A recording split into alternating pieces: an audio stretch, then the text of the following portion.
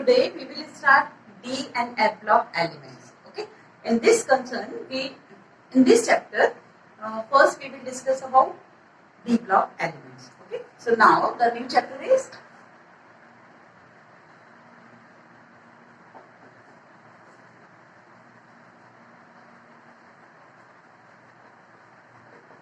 D and F block elements. Okay. Generally हम इसे small d और इसे small f से represent करते हैं. ठीक है. So the D and F D block elements is situated in between the S and P block elements. Okay. So their properties is also in between the properties of S and P block elements. Okay. They all are metals. Okay. And we have three complete series 3D, 4D and 5D. But 5D series is still incomplete. Clear? So the general formula of general electronic configuration of D block element is n minus 1 d 1 to 10 n as 0 to 2. Okay, 0 to 2. Clear? So this is general electronic configuration of D block elements. So they are arranged in 4 series. Okay, 3D series, 4D series, 5D series and 6D series. This is incomplete. So why they call 3D, 4D, 5D, 6D? Because in 3D series elements, they are placed or arranged in 4th period. These are in 5th period, these are in 6th period and 7th period having 6D series transition elements or D block element. तो ये 4th period में है. But इन्हें हम 3D series इसलिए कह रहे हैं because the elements placed in 4th period in D block, so their 3D orbital or 3D subshell is going to be filled. उनकी 3D शेल भरी जा रही है उस समय. इलेक्ट्रॉन्स कहाँ आ रहे हैं? They enter into the 3D subshell. Okay. So by this way, this is n-1 cell is penultimate cell.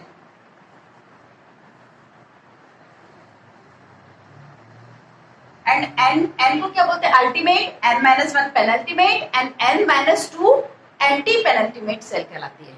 ठीक है. So penultimate cell में इलेक्ट्रॉन्स जा रहे हैं D में. That's why they are also called transition elements. And one more important thing is that their valence electrons are situated in last shell as well as n-1 shell also. Valence electron क्या होते हैं? Valence electron वो हैं जो valency के लिए responsible हैं. तो लास्ट शेल के नहीं, लास्ट शेल के अंदर जो n-d ऑर्बिटल है, सब शेल है, उसके भी इलेक्ट्रॉन वैलेंसी में इन्वॉल्व होते हैं. तो इनको हम इसलिए ट्रांजिशन भी कहते हैं. और सबसे मेन रीजन इन्हें ट्रांजिशन कहने का क्या है? So D block element also called transition element, but some limitations are there. The elements those having incomplete D orbital, okay, जिनका भी इनकम्प्लीट डी ऑर्बिटल होता है वो ट्रांजिशन एलिमेंट्स कहलाएंगे. अदरवाइज जिनमें डी फिलिंग हो रही है वो डी ब्लॉक एलिमेंट कहलाएंगे. तो हर एक डी ब्लॉक एलिमेंट ट्रांजिशन हो जरूरी नहीं है. ट्रांजिशन एलिमेंट्स के लिए एक बात और है, या तो एलिमेंट अपनी एलिमेंटल स्टेट में डी उसका इनकम्प्लीट हो, या फिर उसकी किसी एक कॉमन ऑक्सीडेशन स्टेट में उसका डी इनकम्प्लीट हो, तो वो ट्रांजिशन कहलाएगा. फॉर एग्जाम्पल पहले हम इनके सबके इलेक्ट्रॉनिक कॉन्फ़िगरेशन देख लेते हैं. After that we will discuss about the whether any species transition or not. Okay, so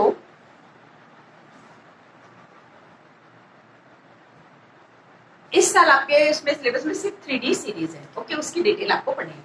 so 3D series,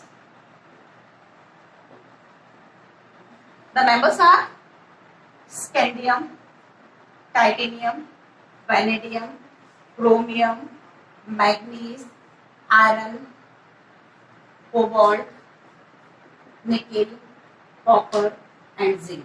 Okay, all these are the 1 2 3 4 5 6 7 8 9 10 members. Okay, so the electronic configuration is 4s. 4s में कितने आएंगे? 4s2 and 3d. ये हमने यहाँ पर subshell लिखी हुई है, तो इसमें 1 इलेक्ट्रॉन होगा 3d में. Here 2 2 2 3. Okay, and expected for chromium is 2 and 4. But ये नहीं होता इसका, ठीक है. सो इन क्रोमियम 1 and 5 ये इसका हमें मिलेगा. इसका कॉन्फ़िगरेशन ये होता है. हम एक्सपेक्ट कर रहे थे स्ट्रिंग में जाने पर ये होना चाहिए, बट ये नहीं है. Okay, here 2 5 2 6 2 7 2 8 as same. Copper में भी क्रोमियम के जैसे भी कुछ अनएक्सपेक्टेड आपको मिलेगा.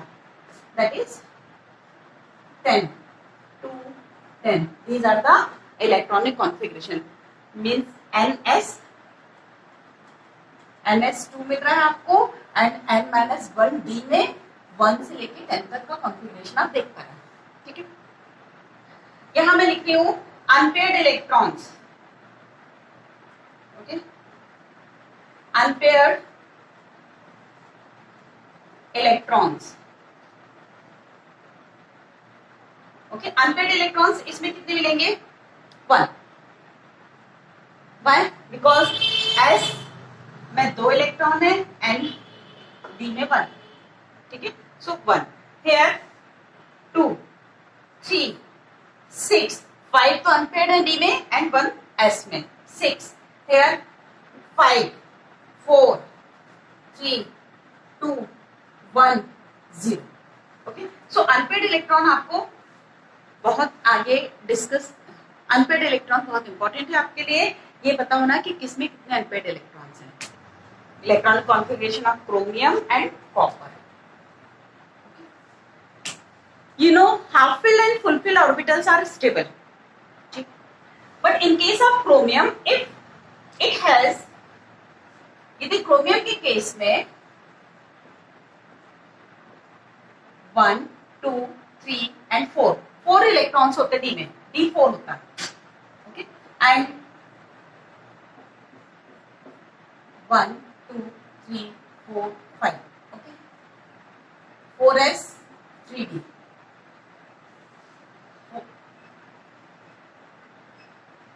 4s and 3d. आप इसे कंपेयर करिए. Because of the fulfill orbital, it is stable, but in this case, it is unstable. Why? Because neither it is fulfilled nor half filled. Okay?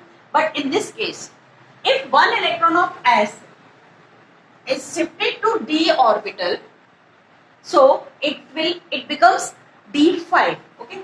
This is D5 and this is D4.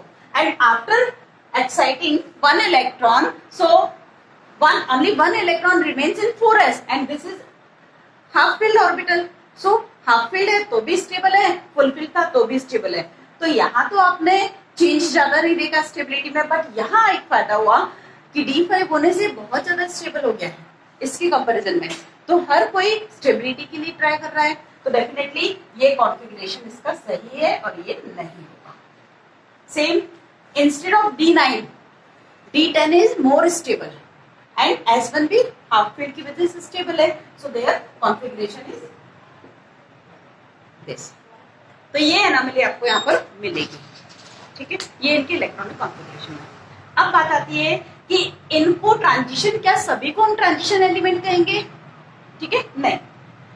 Transition element क्या होते हैं? Transition elements वो हैं जिनके elemental state में D incomplete हो. Incomplete मतलब D9 भी हो रहा है, D8 भी हो रहा है, D1 भी हो रहा है, तो भी इनकम्प्लीट है. मीन्स D10 नहीं होना चाहिए, ठीक है।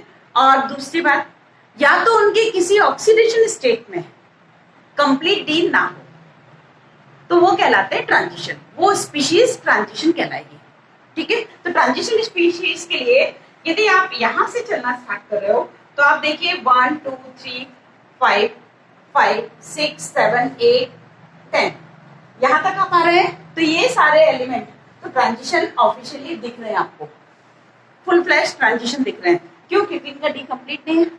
इन केस ऑफ कॉपर, यदि आप कॉपर की बात कर रहे हैं तो कॉपर में copper having 4s2 3d sorry 4s1 3d10, so this is not a transition species, okay, but copper 1 plus, in case of copper 1 plus it has 4s0 3d10.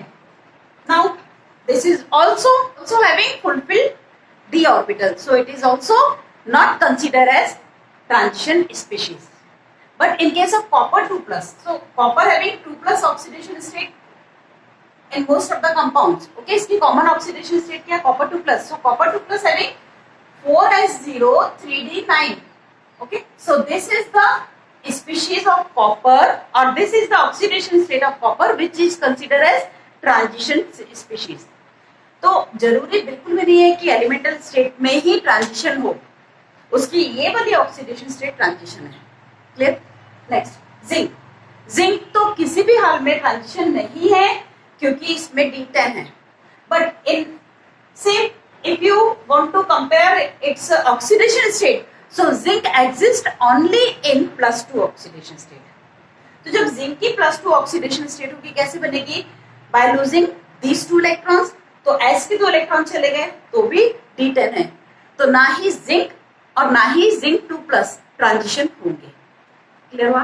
तो ट्रांजिशन के लिए बहुत जरूरी है उसका d ऑर्बिटल इनकम्प्लीट हो। तो फिर अब क्वेश्चन आता है कि फिर जिंक को इनके साथ क्यों रखा है? ये तो ट्रांजिशन नहीं है। जिंक ट्रांजिशन नहीं है लेकिन जिंक डी ब्लॉक एलिमेंट है। अब डी ब्लॉक एलिमेंट क्यों है या इनके साथ इसको क्लब क्यों किया गया है? सिर्फ जिंक की बात नहीं है, कैडमियम मरकरी उनका भी कॉन्फ़िगरेशन ऐसे होता है। Cadmium mercury they also have S में 2 इलेक्ट्रॉन एंड D में 10, सेम S में 2 एंड D में 10, इनके पास भी सेम इलेक्ट्रॉन्स होते हैं। जैसे कॉन्फ़िगरेशन इसका, बस नंबर ऑफ शेल चेंज हो रही है। यहाँ 3D है, वहां 4D होगा, यहाँ 5D होगा, बाकी कॉन्फ़िगरेशन तो एक सा है। तो फिर इन्हें भी क्यों हमने ट्रांजिशन एलिमेंट्स के साथ में रखा है या इन्हें हम क्यों डी ब्लॉक एलिमेंट कह रहे हैं? बिकॉज दे हैव सेम और most of the properties similar to the transition elements और डी ब्लॉक एलिमेंट्स। ठीक है, इनकी बहुत सारी प्रॉपर्टीज इनके प्रॉपर्टीज से रिजेंबल करती हैं, इसीलिए हमने इनको यहाँ रखा है। याद रखना, पीरियोडिक टेबल जो फॉर्म हुई थी वो प्रॉपर्टीज वर्सेस उनका अपना इलेक्ट्रॉनिक कॉन्फ़िगरेशन या एटॉमिक नंबर देखा था, तो प्रॉपर्टीज को तो देखना ही पड़ेगा। तो ये प्रॉपर्टीज के कारण इनके साथ इनको क्लब किया हुआ है। ठीक है, हीलियम तो एस ब्लॉक में आना चाहिए फिर, क्योंकि उसमें S2 कॉन्फ़िगरेशन है, बट उसकी प्रॉपर्टीज जिनॉन, क्रिप्टॉन, नियॉन इनसे रिजेंबल कर रही थी, इसलिए उनको उनके साथ क्लब किया हुआ है। तो हमें प्रॉपर्टीज भी देखना होती है। क्लियर है? तो क्वेश्चन ये आता है जिंक, कैडमियम एंड मरकरी हम ट्रांजिशन नहीं है या हैं? तो पहली बात तो ये नहीं है। सेकंड, इनकी किसी ऑक्सीडेशन स्टेट में ट्रांजिशन है? किसी भी ऑक्सीडेशन स्टेट में ट्रांजिशन नहीं है। थर्ड, इनको डी ब्लॉक एलिमेंट के साथ में क्यों रखा गया है? बिकॉज ऑफ द रिजेम्बलेंस और similarities in properties, that's why they kept in D block element in D block. ठीक है, तो ये सारी बातें आपको ध्यान रखनी है। The physical properties of D block elements. So first we will discuss melting point. क्या हम डिस्कस करेंगे? Melting point. See in graph, in this axis we place atomic radii, sorry here atomic number, ठीक है, और यहाँ melting point in Kelvin। clear? So only we will compare the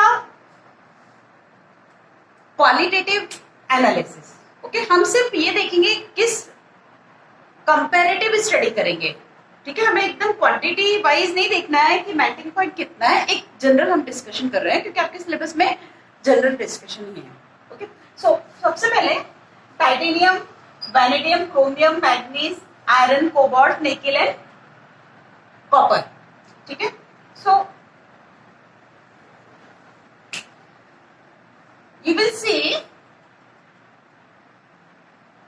from titanium to chromium, okay, so melting point is increases, and after chromium to manganese sudden dipping in melting point form, and after that फिर melting point rise हो रहा है, फिर बहुत कम change हो रहा है, फिर अचानक से फिर वो कम हो रहा है। तो ऐसा क्यों हुआ? आपको यदि याद हो, हमने number of unpaired electrons calculate किए थे। स्कैंडियम में 1 था, titanium 2, vanadium 3, chromium 5, manganese also 5। Okay, हमने ये देखा था configuration unpaired electron, number of unpaired electron.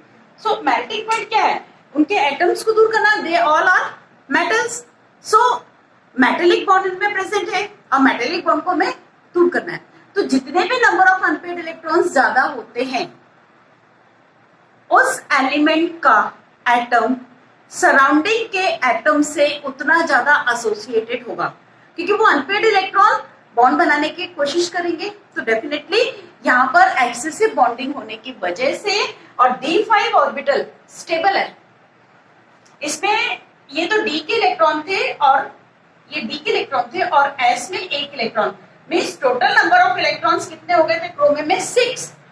तो ये 6 अनपेयर्ड इलेक्ट्रॉन आपस में बहुत ज्यादा एसोसिएट होंगे दूसरे एटम से, क्रोमियम के दूसरे एटम से बॉन्ड बनाएंगे। तो यहाँ अनपेयर्ड इलेक्ट्रॉन ज्यादा होने की वजह से इसका मेल्टिंग पॉइंट ज्यादा होगा, ठीक। Next come to manganese. Manganese में तो 5 ही बस है, एक ही बस तो कम है, फिर ये एकदम से डिपिंग क्यों हुई? ये क्वेश्चन आता है कि मैग्नीज का, टेक्नीशियन का, इनका एकदम से कम क्यों हुआ? या फिर ये क्वेश्चन आता है क्रोमियम, मॉलिब्डेनम और टंगस्टन का ज्यादा क्यों है? तो इस केस में आप एक्सप्लेन करोगे नंबर ऑफ अनपेयर्ड इलेक्ट्रॉन्स ज्यादा हैं, इसलिए एसोसिएशन ज्यादा है और इसीलिए इनका मेल्टिंग पॉइंट ज्यादा है। But in case of manganese और टेक्नीशियम आप यहाँ क्या एक्सप्लेन करेंगे? ठीक है, अब उसके बाद यहाँ पर D5, only D5 is form. Okay, so D5 orbital जो है वो हाफ फील्ड ऑर्बिटल है। हाफ फील्ड ऑर्बिटल की अपनी एक स्टेबिलिटी होती है, उसकी एनर्जी कम होती है, क्योंकि स्टेबल ज्यादा है, उसकी एनर्जी कम है।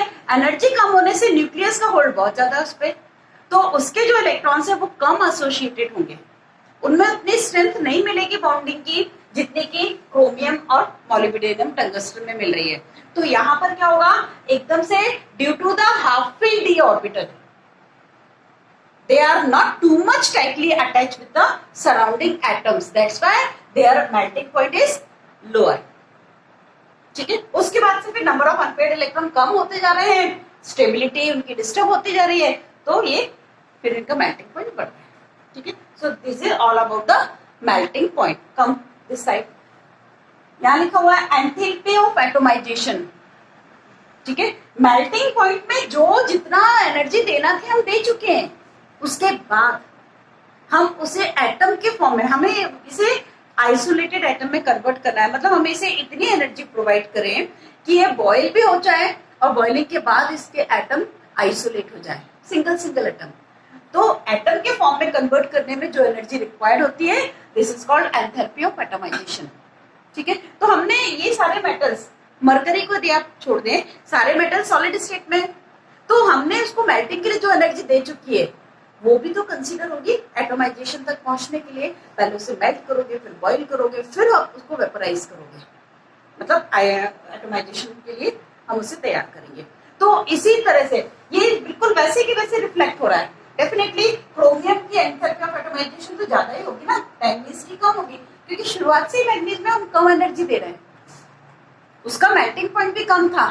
तो ओवरऑल यदि हम सारी एंथैल्पीज को जोड़ते हैं और फाइनली एटमाइजेशन की एंथैल्पी निकालना है, तो क्रोमियम की, मॉलिब्डेनम की, टंगस्टन की ज्यादा आएगी और ये लगभग उसे रिफ्लेक्ट कर रहा है, ठीक है। तो इस तरह से एंथैल्पी ऑफ एटमाइजेशन हम कैलकुलेट करते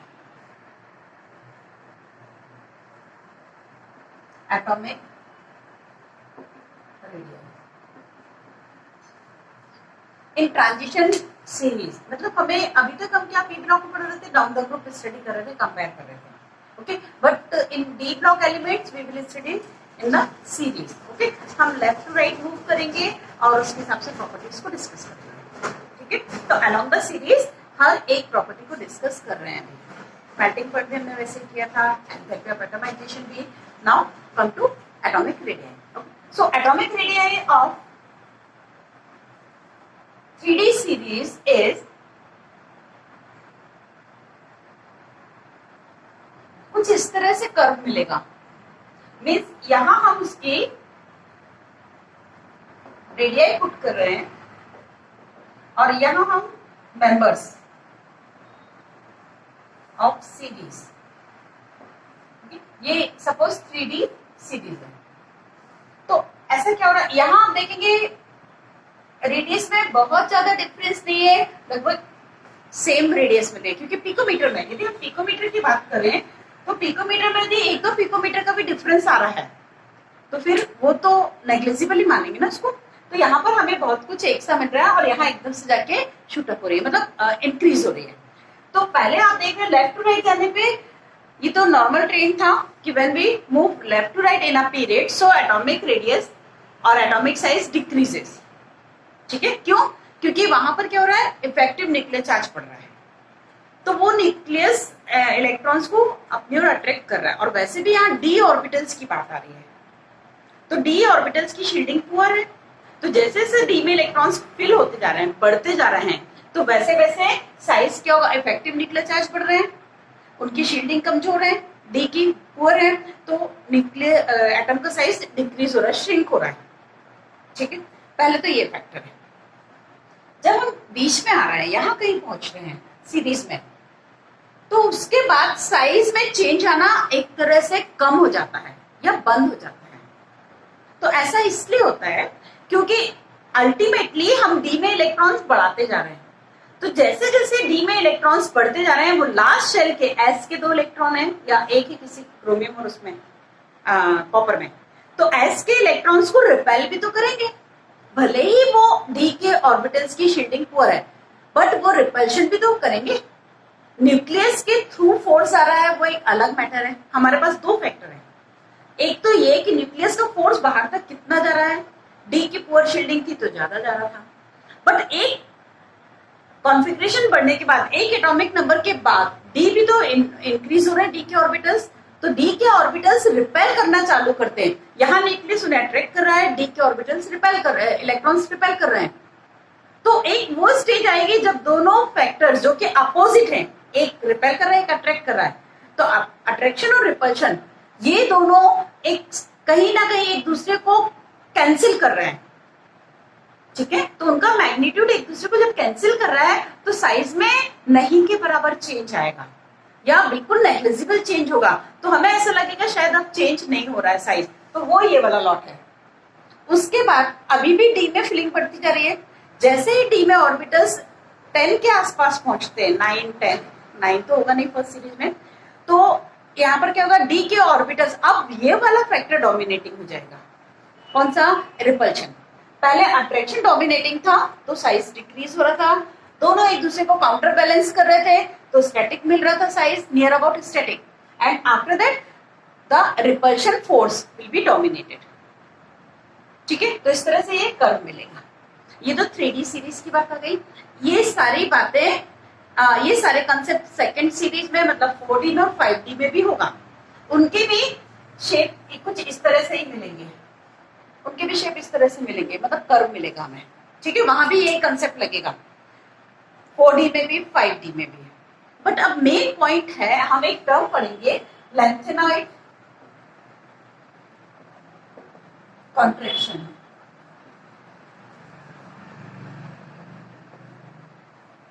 ठीक है। पी ब्लॉक में आपने देखा एक पीरियड से दूसरे पीरियड में आने पर एक शेल बढ़ रही है तो एटॉमिक साइज भी इंक्रीज हो रहा है। तो यहाँ पर भी हम क्या कर रहे हैं, ये रेडियस इंक्रीज इस तरफ हो रही है, तो 3D की रेडियस कम है, 4D की रेडियस उससे ज्यादा है, डेफिनेटली एक शेल जो इंक्रीज हो रहा है। क्लियर है? यहाँ तक तो सब नॉर्मल है। लेकिन जो 5D सीरीज है उसकी रेडियस में उतना इंक्रीमेंट नहीं हो रहा है जितना यहां हो रहा था, बहुत ही कम यहाँ डिफरेंस आ रहा है साइज में। यहाँ हमने एटॉमिक रेडियस से बोला तो इसमें साइज में कम आ रहा है। क्यों? क्योंकि वहां लेंथेनाइट कॉन्ट्रैक्शन हो रहा है। अब ये लेंथेनाइट कॉन्ट्रैक्शन क्या है? 5D में आपको लेंथेनॉइड्स मिलेंगे या 6th पीरियड में आपको लेंथेनॉइड्स मिलेंगे, 7th पीरियड में एक्टिनॉइड्स मिलेंगे। ठीक है, तो जो लेंथेनॉइड्स हैं उनमें क्या हो रहा है? N-2F की फिलिंग हो रही है।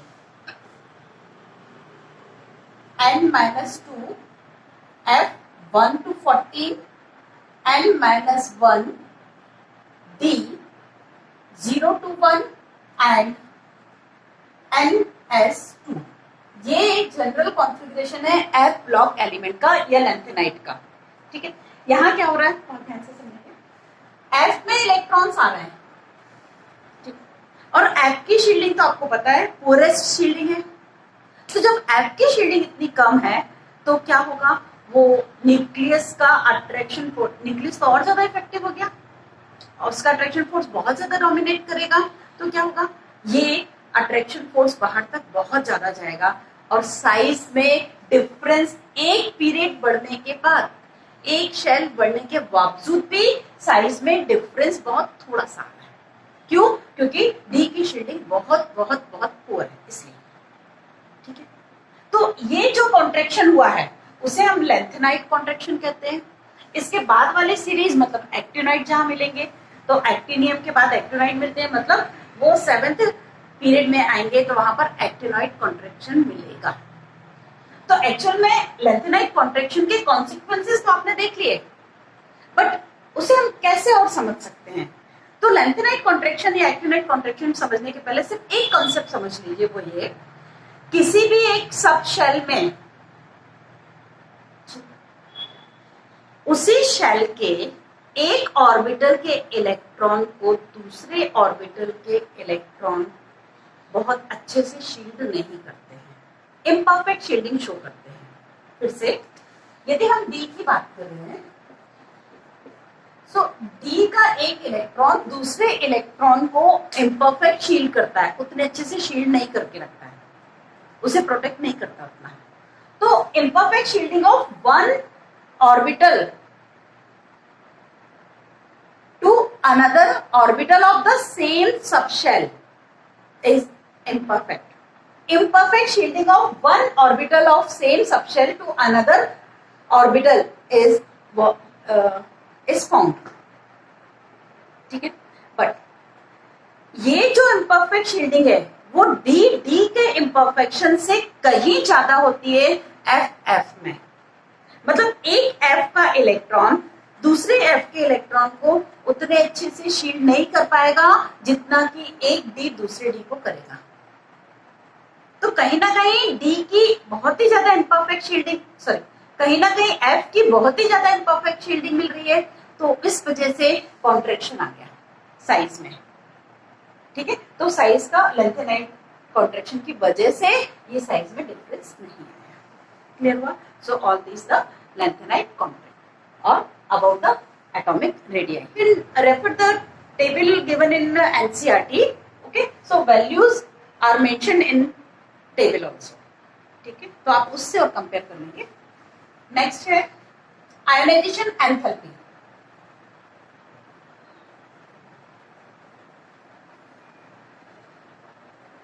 Transition elements having variable oxidation states. Okay, उनके ऑक्सीडेशन स्टेट बहुत ज्यादा मिलती हैं, तो वो ऑक्सीडेशन स्टेट वाले टॉपिक में हम डिस्कस करेंगे। बट अभी ये समझ लीजिए आयोनाइजेशन एंथैल्पी में होना क्या है।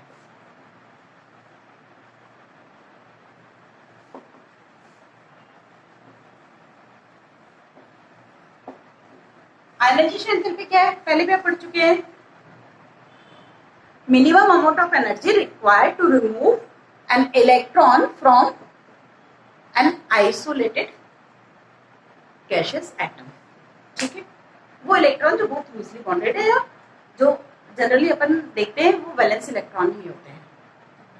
तो ionisation enthalpy in D block having configuration N-1 D 1 to 10 and NS2। 2 तो नहीं कह सकते हम, ये 0 to 2। आपको बुक में 1 to 2 भी मिलेगा, बट हम किसकी बात कर रहे हैं, सारी सीरीज की। पैलेडियम में S में 0 होता है, इसलिए हम जनरल फॉर्मूले की बात कर रहे हैं। हाँ, 3D सीरीज यदि आपसे कोई पूछता है तो फिर आप इससे क्या लिखेंगे, 3D 1 to 10 and 4S 1 to 2 लिख लिया। ठीक है, ये ध्यान रखेंगे इस बात को। वापस आइए, we are talking about the ionization enthalpy. Okay, so the general formula of d orbital element, d or d block elements is this. When we provide the heat, हमको एक हीट एनर्जी प्रोवाइड कर रहे हैं as ionisation enthalpy के form में, तो हम जो भी एनर्जी दे रहे हैं तो सबसे पहले इलेक्ट्रॉन लास्ट में कहीं भी आया हो, डी में आया हो या एस में आया हो, लेकिन जब भी कभी इलेक्ट्रॉन निकलता है तो एस से निकलता है लास्ट शेल के।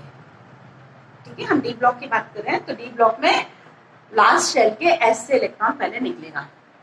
ठीक है, तो हमने यदि इसको एनर्जी प्रोवाइड की, हम इससे एनर्जी प्रोवाइड कर रहे हैं, तो हमारे पास n-1d 1 to 14 है, और यहाँ पर NS 0 to 1 बचेगा। यही होगा ना, एक इलेक्ट्रॉन देने के बाद। तो यदि ये E0 था तो ये E1 प्लस बना। ठीक है, मतलब यूनि पॉजिटिव आयन बना, कैटायन। ठीक है, इसमें होता ये है कि जब S से इलेक्ट्रॉन निकालना है तो डेफिनेटली S के इलेक्ट्रॉन पर न्यूक्लियस का पेनिट्रेशन तो ज्यादा होता है, तो इनकी आयोनाइजेशन एंथैल्पी तो आपको फिर भी मिलेगी ज्यादा। अब उसके बाद एक इलेक्ट्रॉन निकालने के बाद एक बहुत इंपॉर्टेंट वहां पर चेंजेस आते हैं, वो ये कि 1 इलेक्ट्रॉन निकलने के बाद अंदर वाले इनका कॉन्फ़िगरेशन अल्टर होता है, वहां पर रीअरेंजमेंट ऑफ इलेक्ट्रॉन्स होता है एंड रीडिस्ट्रीब्यूशन ऑफ एनर्जी होती है। मतलब यदि हम क्रोमियम को और कॉपर को छोड़ दें, ठीक है, क्रोमियम और कॉपर को छोड़ने पर उनके यूनि पॉजिटिव आयन में एक भी एस इलेक्ट्रॉन नहीं मिलेगा आपको। क्लियर? तो उस समय उनका कॉन्फ़िगरेशन 0 रहेगा। ठीक है, जिंक में एक इलेक्ट्रॉन निकलने के बाद एस में एक इलेक्ट्रॉन बचेगा। ठीक है, बाकी सब में भी एक इलेक्ट्रॉन बचेंगे, जैसा कि जिंक में बच रहा है, लेकिन क्रोमियम और copper having NS 0 configuration. Okay, along with n-1d। Chromium में आपका रहेगा, चलिए इसको 1 to 10 लिखती हूँ मैं, सॉरी मैंने यहाँ, सॉरी 10। ठीक है, ये बहुत ध्यान से समझेंगे। ये इलेक्ट्रॉन यदि वहां नहीं है तो कोई दिक्कत नहीं, हमारे पास डी मिल रहा है और ये यूनि पॉजिटिव आयन का कॉन्फ़िगरेशन मिला। क्लियर है? किसके केस की बात हो रही है? कॉपर में। ठीक है, और क्रोमियम में यहाँ क्या होगा, 5 होगा, कॉपर में होगा NS0 4S0 3D 10, और क्रोमियम में होगा 4S0 3D 5। ये कॉन्फ़िगरेशन मिला। बाकी में एस में एक इलेक्ट्रॉन बचा हुआ भी, वो एस इलेक्ट्रॉन अंदर की तरफ में पेनल्टीमेट सेल में रीअरेंज होगा। वो इलेक्ट्रॉन जो बच रहा है वो n-1 शेल में जंप कर जाएगा और एनर्जी का रीडिस्ट्रीब्यूशन हो रहा है। तो मतलब अब हमें जो नया कॉन्फ़िगरेशन मिल रहा है जिंक को छोड़कर, क्योंकि जिंक में तो एक इलेक्ट्रॉन है इसमें, लेकिन डी तो फील्ड है, तो वहां तो कोई प्लेस भी नहीं कि वो इलेक्ट्रॉन आके नीचे बैठे, है ना, उसके पास तो स्पेस ही नहीं है। तो जिंक में उसको यदि आप छोड़ देते हैं तो बाकी सबके कॉन्फ़िगरेशन आपको यूनि पॉजिटिव आयन के ये मिलेंगे। ठीक है, रीअरेंजमेंट के बाद। अब उसके बाद जो अगली आयोनाइजेशन एंथैल्पी दोगे, मींस यदि आप E2+ बनाना चाहते हैं तो E2+ में इतना जरूर आप ध्यान देंगे, यदि कॉन्फ़िगरेशन यहां पर आके D5 है तो एनर्जी ज्यादा लगेगी, यदि यहाँ कॉन्फ़िगरेशन D10 है तो भी एनर्जी ज्यादा लगेगी सेकेंड आयोनाइजेशन एंथैल्पी, क्योंकि आप किससे इलेक्ट्रॉन निकाल रहे हो, हाफ फील्ड या फुल फील्ड से, बोथ आर स्टेबल, दोनों स्टेबल है। तो सेकेंड आयोनाइजेशन एंथैल्पी इस यूनिपॉजिटिव के कॉन्फ़िगरेशन पे डिपेंड करेगी। थर्ड आयोनाइजेशन एंथैल्पी इसके कॉन्फ़िगरेशन पे डिपेंड करेगी कि ये D5 है या D10 है। तो इस हिसाब से आप देखते जाएंगे। तो इनके आयोनाइजेशन एंथैल्पी में एक ट्रेंड मिलेगा, वो इस बात पे डिपेंड करेगा कि किस कॉन्फ़िगरेशन से इलेक्ट्रॉन निकालने की कोशिश की जा रही है, क्या वो हाफ फील्ड है, क्या वो फुल फील्ड है। यदि हाफ फील्ड और फुल फील्ड है तो डेफिनेटली एनर्जी का अमाउंट ज्यादा होगा, आयोनाइजेशन एंथैल्पी ज्यादा लगेगी। So all these about the ionisation enthalpy.